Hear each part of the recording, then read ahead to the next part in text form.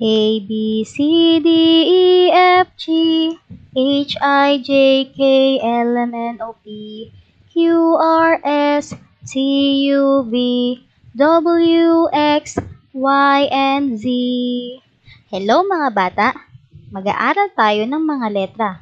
Unang letrang ating pag-aaralan ay ang letrang A. A, A, A, A, A, A, A, A, A, A, A. Ang letrang A ay may tunog na A. A, A. Sabihin mo nga, A, A. A, A, A, A, A, A, A, A, A, A, A. A, A. Ito ang malalaking letrang A.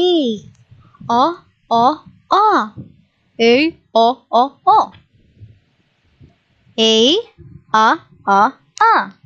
Malaking letrang A. Tunog, A, A, A. Ito naman ang maliliit na letrang A. A, A, A. Maliliit na A, A, A. Malaking letrang A. A. Ang kulay ng letrang A ay pula. Maliliit na letrang A. A. Ang kulay ng maliliit na letrang A ay asul. A. A.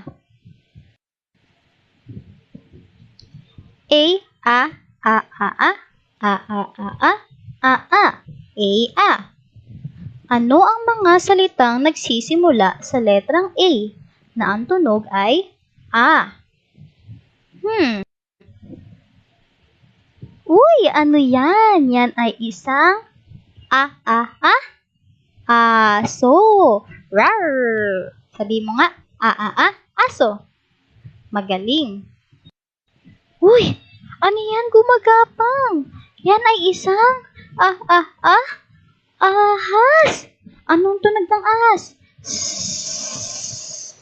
Sabihin mo nga, ahas. Magaling. Yan ay isang prutas. Ang tawag dyan ay atis. Yum. Atis.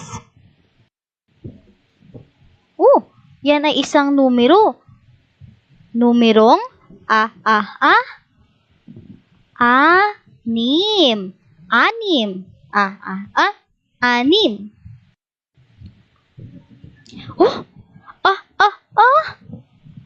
Apoy.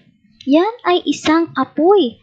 Huwag kayong maglalaro ng apoy ha, kasi nakakapaso yan. Mainit yan. Apoy. Sumunod ay ang araw. Ang araw ay makikita natin sa langit kapag umaga. Araw. Letrang A. Tunog A. Aso. Atis. Anim. Apoy. Araw. At ang ahas. Yan ay ang letrang A na may tunog na A. Yan ang ating pinag-aralan ngayon ay ang letrang A. Hanggang sa muli!